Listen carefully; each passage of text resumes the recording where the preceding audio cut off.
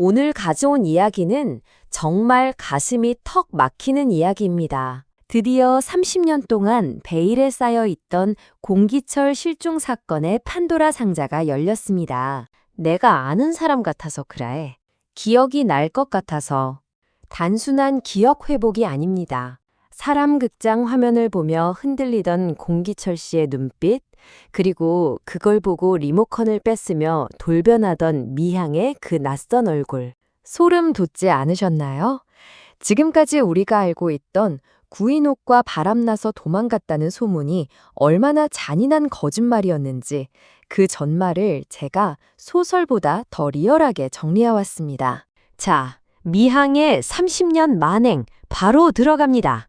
사람 극장의 화면이 검게 꺼진 이후로도 공기철의 머릿속에서는 정체 모를 잔상들이 폭풍처럼 휘몰아쳤습니다.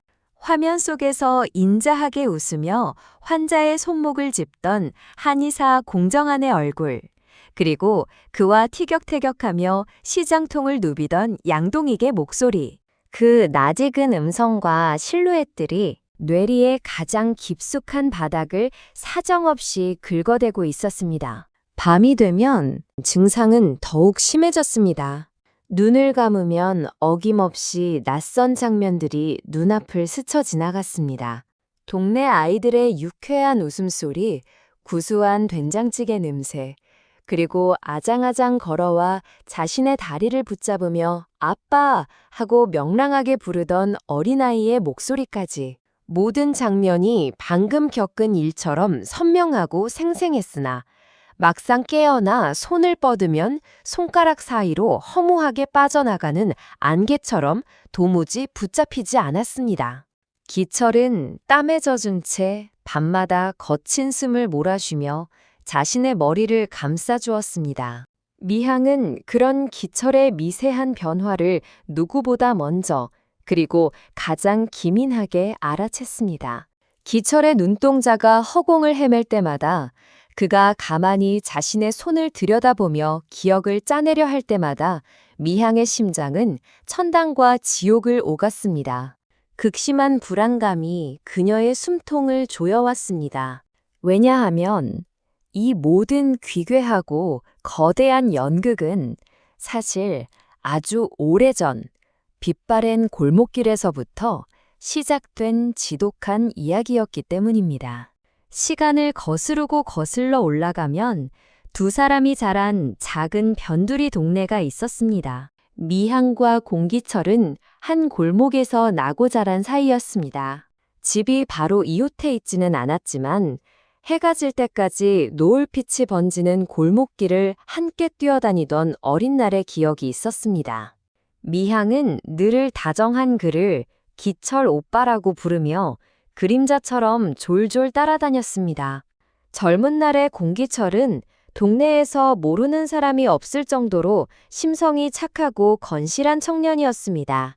남과 다투는 법이 전혀 없었고 소외되거나 약한 아이들을 보면 먼저 다가가 손을 내밀었습니다.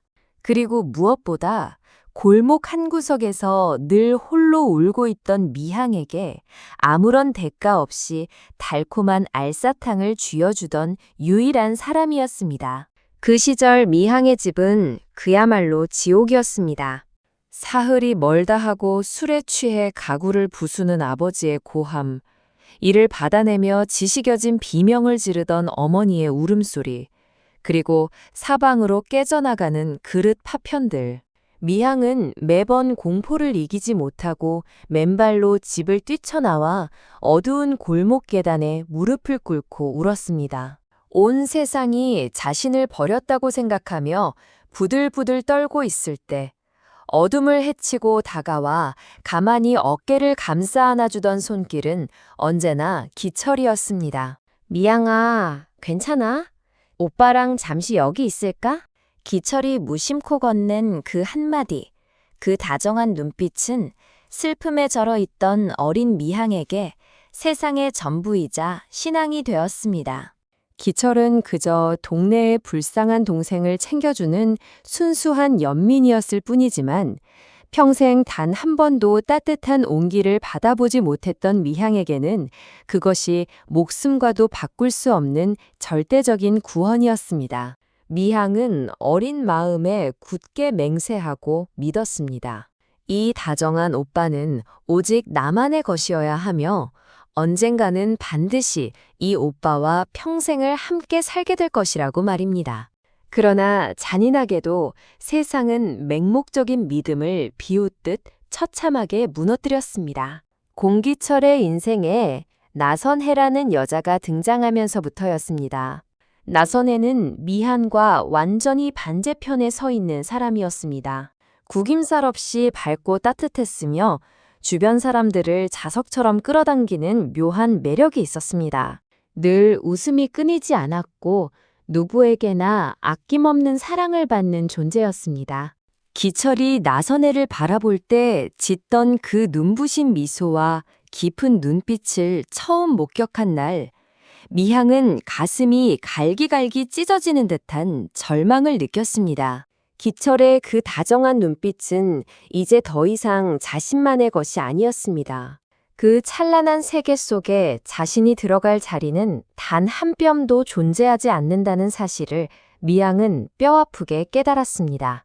기철이 나선혜와의 결혼을 공식적으로 발표하던 날, 미향은 피가 배어나오는 입술을 깨물며 억지로 웃어 보였습니다.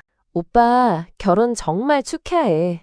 언니랑 행복하게 잘 살아야 해. 주변 사람들은 그저 다정한 동네 동생의 진심 어린 축하라고 생각했습니다.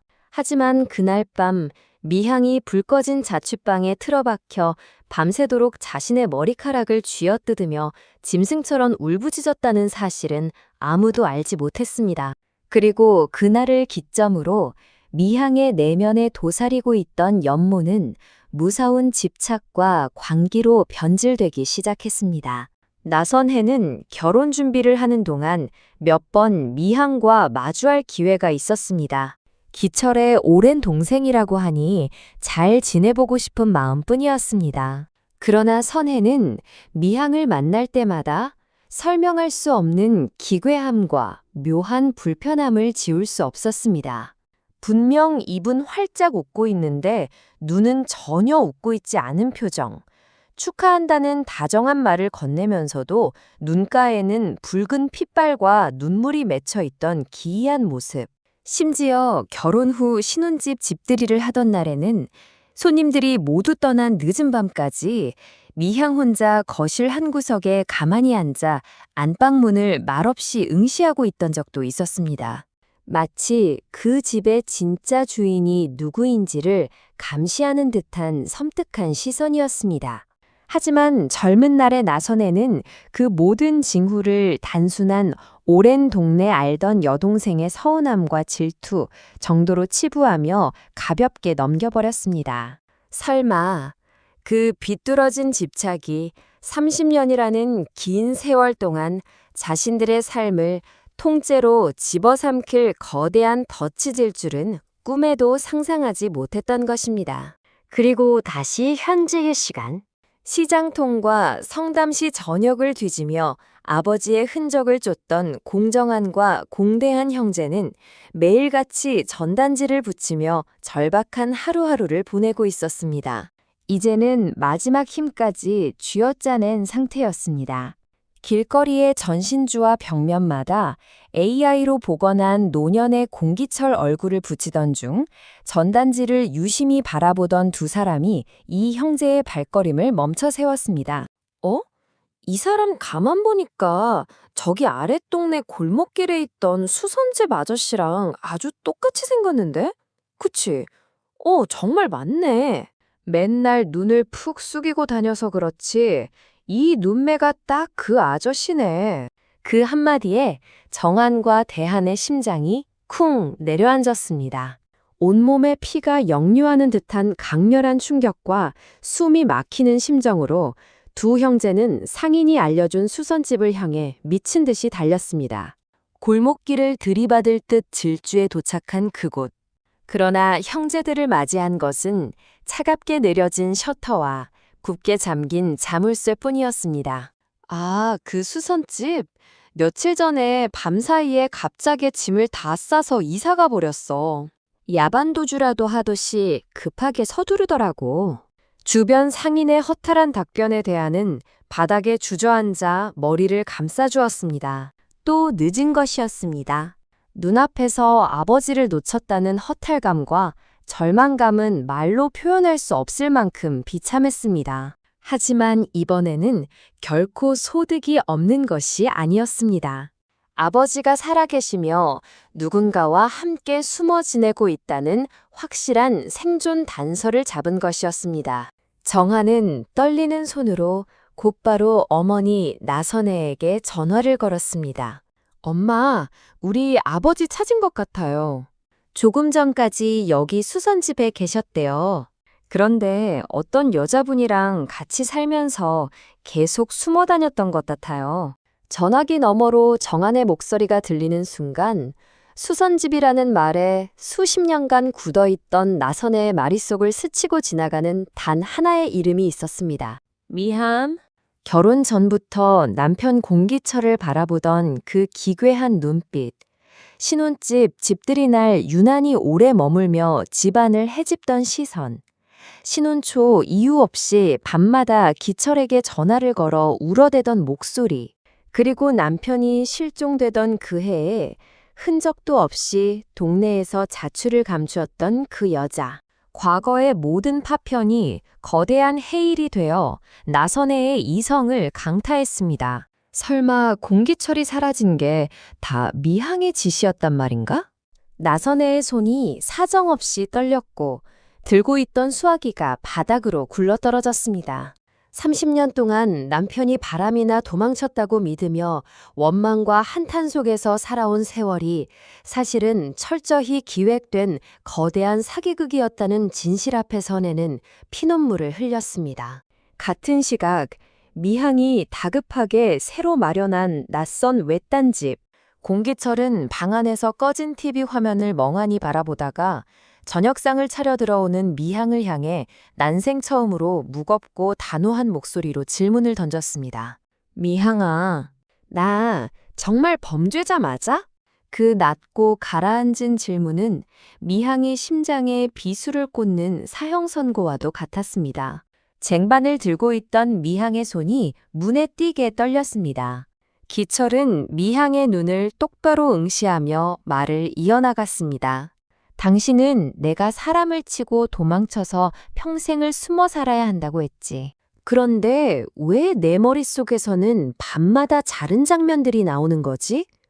나를 애타게 부르는 내 자식 같은 아이들과 나를 보며 울고 있는 그 따뜻한 여자의 얼굴은 도대체 누구야? 내가 정말 죄를 지었다면 왜 내 마음은 이토록 억울하고 아픈 거냐고. 기철의 달라진 눈빛과 추궁에 미항의 머릿속에서도 30년 전의 기억이 주마등처럼 스쳐 지나갔습니다. 기철의 결혼식 날, 멀리서 순백의 드레스를 입고 입장하던 나선혜를 보며 손톱이 살을 파고들 때까지 주먹을 쥐었던 순간, 기다리자. 기회는 반드시 온다고 스스로를 세뇌하며 어둠 속에서 칼을 갈던 나날들. 그리고 마침내 찾아왔던 그 포구치던 밤의 교통사고. 머리에 피를 흘리며 기억을 잃고 쓰러진 공기철을 병원에서 마주했을 때 미항은 진실을 말하고 그를 가족에게 돌려보낼 것인지 아니면 거짓말로 그의 남은 인생을 통째로 훔칠 것인지 선택해야 했습니다. 그리고 미항은 한치의 망설임도 없이 기철의 인생을 완벽하게 소유하는 악마의 길을 선택했던 것입니다. 왜 갑자기 쓸데없는 소리를 해요, 오빠. 내가 오빠를 위해서 어떻게 살았는데. 감옥에 갈 오빠를 숨겨주고 지켜준 건 나야. 미항의 목소리가 30년 만에 처음으로 표독스럽게 높아졌습니다. 평생 기철의 앞에서는 천사처럼 다정하고 헌신적인 모습만 보였던 그녀의 가면이 처참하게 찢겨나가는 순간이었습니다. 기철은 소리를 지르는 미항을 보며 아무 말도 하지 않았지만 그의 눈빛은 이미 깊은 불신과 의심으로 차갑게 굳어 있었습니다. 30년 동안 공고하게 유지되어 온 미항의 가짜 제국에 거대한 균열이 생기기 시작한 것입니다. 미항은 시간이 얼마 남지 않았음을 직감했습니다. 공기철의 기억의 둑이 터지기 일보 직전이었고 나선회와 그의 아들들이 자신들의 턱 밑까지 추격해오고 있었습니다. 미항은 기철을 더욱 철저히 가두기 위해 문을 걸어 잠그고 외부와의 모든 접촉을 차단하려 발악했습니다. 하지만 이번에는 공기철의 의지가 더 강했습니다. 미항이 극도의 불안감에 지쳐 잠든 깊은 새벽, 기철은 30년 만에 처음으로 미항의 감시망을 뚫고 홀로 집 밖으로 걸어 나왔습니다. 차가운 새벽 공기가 허전한 뺨을 스쳤고 발밑에 밟히는 흙냄새와 멀리서 들려오는 새벽 시장의 활기가 그의 뇌세포를 강렬하게 깨우기 시작했습니다. 발걸음이 이끄는 대로 걸어가는 기철의 눈빛은 과거의 나약한 인형이 아니었습니다. 동시에 분노와 슬픔으로 무장한 나선의 역시 아들들과 함께 미항의 옛 연고지를 추적하며 공기철이 있는 곳을 향해 좁혀 들어가고 있었습니다. 30년 동안 잔인하게 엇갈렸던 세 사람의 잔혹한 시간이 마침내 하나의 거대한 폭풍우가 되어 한 지점으로 모여들고 있었습니다. 그러나 이 비극적인 연극의 뒤편에는 아직 세상에 드러나지 않은 소름 끼치는 마지막 진실이 숨겨져 있습니다. 30년 전 그 폭우가 쏟아지던 밤, 머리에 피를 흘리며 쓰러진 공기철과 그를 내려다보던 미항의 뒤편, 어둠 속에서 그 모든 광경을 숨죽여 지켜보고 있던 또 다른 세 번째 사람이 존재했기 때문입니다. 시청자 여러분, 정말 기가 막히지 않나요? 30년 동안 한 사람의 인생을 통째로 뱉고 남은 가족들에게는 바람나서 도망간 가장이라는 주홍글씨를 새기게 만든 미항의 만행. 이제 응징의 시간만 남았습니다. 앞으로 나선혜 여사가 미항의 멱살을 접는 통쾌한 장면이 나올 것으로 기대가 됩니다. 과연 그 세 번째 목격자는 누구일까요? 혹시 시장 상인 중 한 명일까요? 아니면 우리 주인공들의 가까운 지인일까요? 여러분의 생각을 댓글로 남겨주세요. 오늘 소식이 흥미로우셨다면 구독과 좋아요 부탁드리며 저는 더 짜릿한 다음 화 예측으로 돌아오겠습니다.